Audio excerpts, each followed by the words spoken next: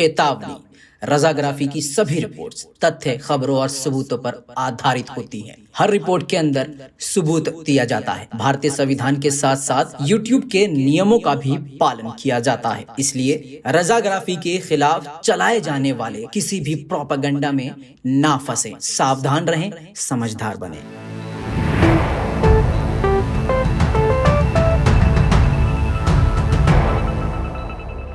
सलाम, नमस्ते, सत श्री अकाल। मैं हूं रजा और आप देख रहे हैं रजाग्राफी। दोस्तों, एक बार फिर से पाकिस्तान ने भारत पर एक बड़ा इल्ज़ाम लगा दिया है।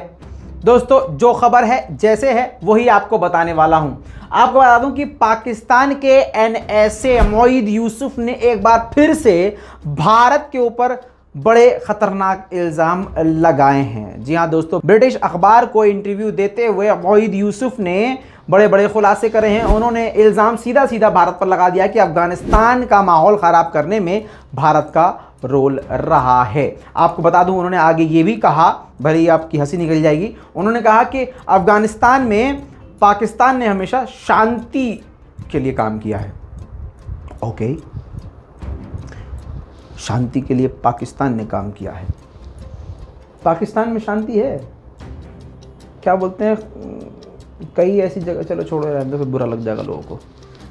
जो कल तक जिंदाबाद रजाग्राफी जिंदाबाद कर रहे थे, अभी नीचे कमेंट में आएंगे, अरे भाई आपको मोदी जी का फ़ोन आया। अरे अल्लाह ना करे मेरे पास ऐसे आदमी का फ़ोन आया, मुझे किसी से कोई बात नहीं करनी। ओहो, कितने मुश्किल है तुम्हारे लिए। मतलब एक तो बीजेपी के ख़िलाफ़ रजाग्राफी, उनकी गलती के ख़िलाफ़ रजाग्राफी, ऊपर से भारत के साथ भी रजाग्राफी। भाई मेरी बात सुनो, आप गोदी मीडिया देख देख के इतना दिमाग आपका ख़राब हो चुका है कि आप कभी जो न्यूट्रल रिपोर्टर्स होते हैं ना, उनको झेल नहीं पाओगे। देखो, ये सब राजनीति है। मोईद यूसुफ ने ये कहा, भारत के विदेश मंत्री ने ये कहा। अब राजनीति होती इसलिए है कि राजनेता जो हैं अपनी कुर्सी जमाकर देर तक बैठ सकें।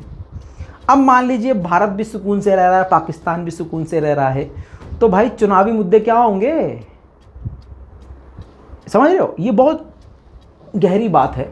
बहुत समय मुझे लगा है समझने में, आपको भी लगेगा। लेकिन एक बात बता दूं, राजनीति में नेताओं का फ़ायदा और नुकसान होता है, ठीक है, लेकिन सबसे बड़ा अगर नुकसान किसी का होता है तो हम आम नागरिकों का होता है। क्योंकि हम आपसे नफ़रत करने लगते हैं, आप हमसे नफ़रत करने लगते हैं, वो हमको गालियाँ बकते हैं, हम आपको बकते हैं, या आपस में गंद फैल जाती है।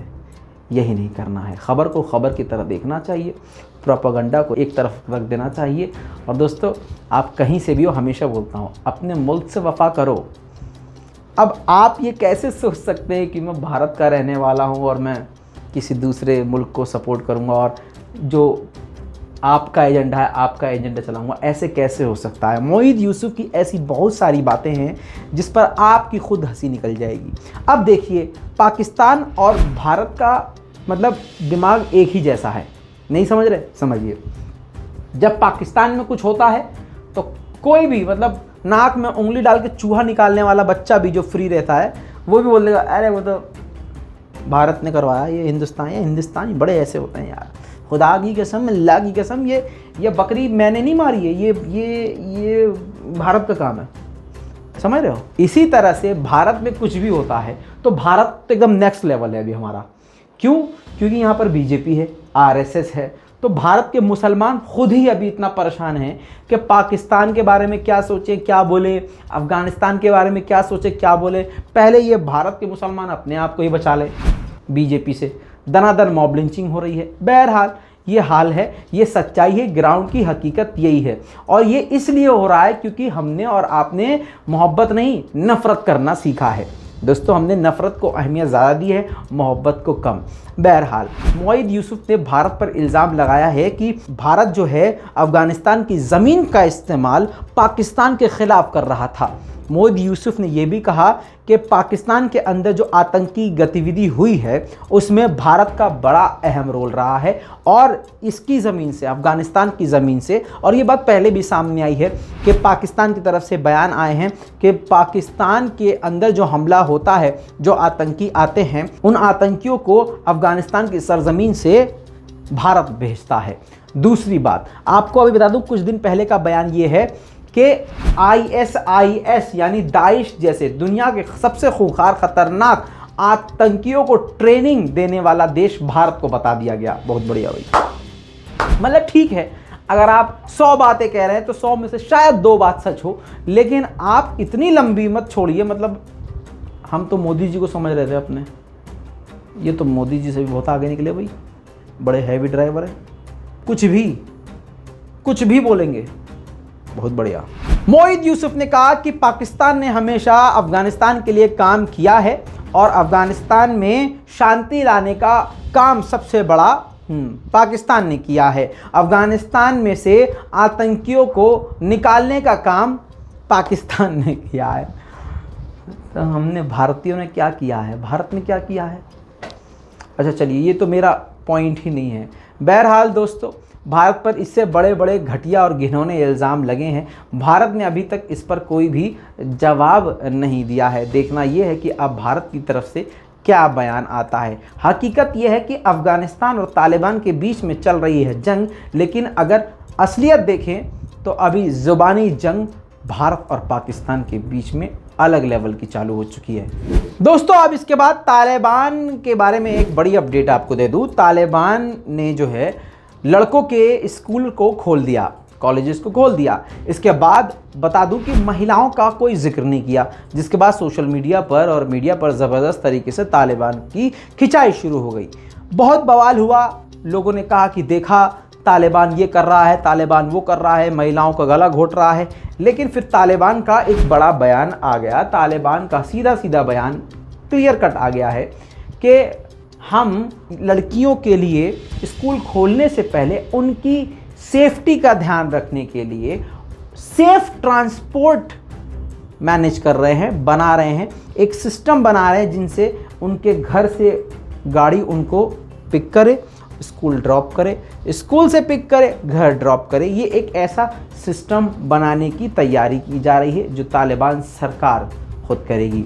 अब इस बयान पर भी बहुत सारे लोग अलग अलग तरह के बातें बोल रहे हैं। जैसे कहा यह जा रहा है कि बताइए तालिबानी महिलाओं की रक्षा करेंगे, वो तो गाड़ी उठा के कहीं और ले जाएंगे।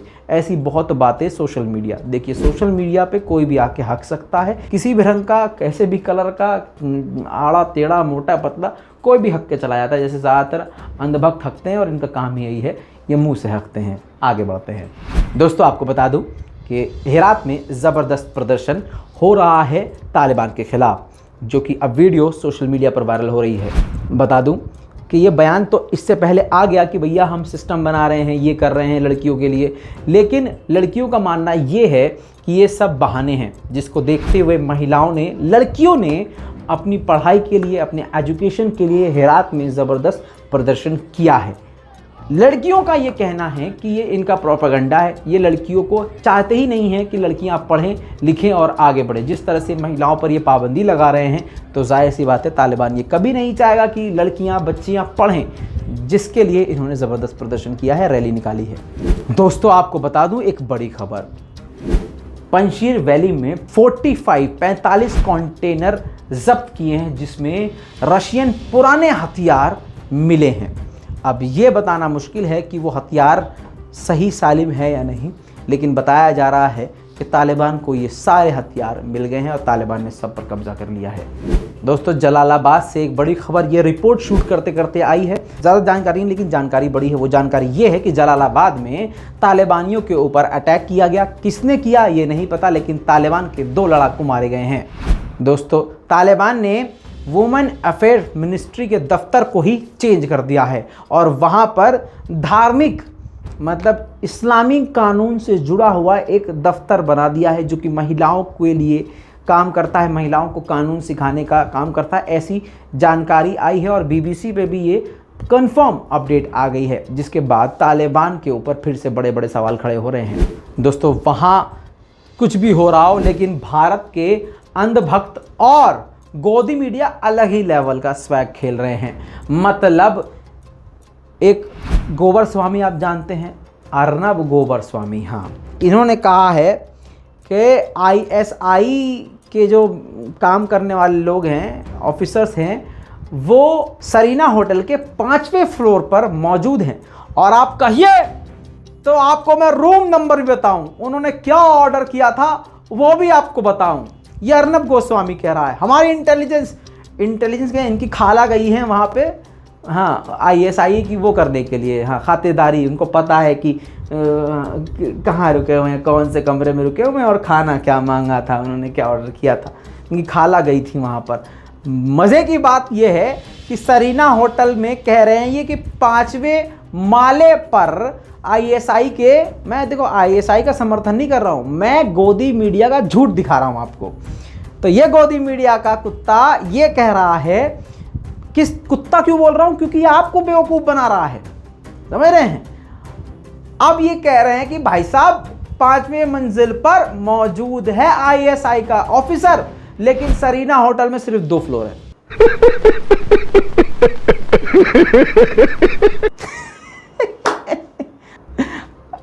वीडियो देख रही है ना, हाँ देखिए video. On the 5th floor of the Serena Hotel, I'm telling you, please check 5th floor of the Serena Hotel in Kabul. How many Pakistani army officers are there?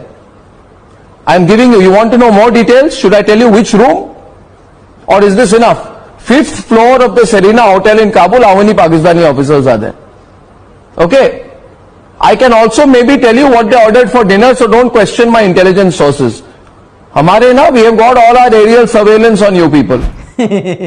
Confidence देखा आपने, क्या हमें पता है, हमारे इंटेलिजेंस को आप, भाई साहब बड़ी खतरनाक इंटेलिजेंस है। मान लो भारत में हमारे सैनिकों के ऊपर हमला हुआ था, पहले से पता था इसे, अबे चैट लीक हो गई साहिब के साथ और चंगू मंगू समझ रहे हो, चैट वायरल हो गई थी, सब पता होता है इनको। इन्होंने पहले ही अपने कैमरामैन भेज दिए थे। कहाँ के हमले की बात कर रहा हूँ, समझ रहे हो।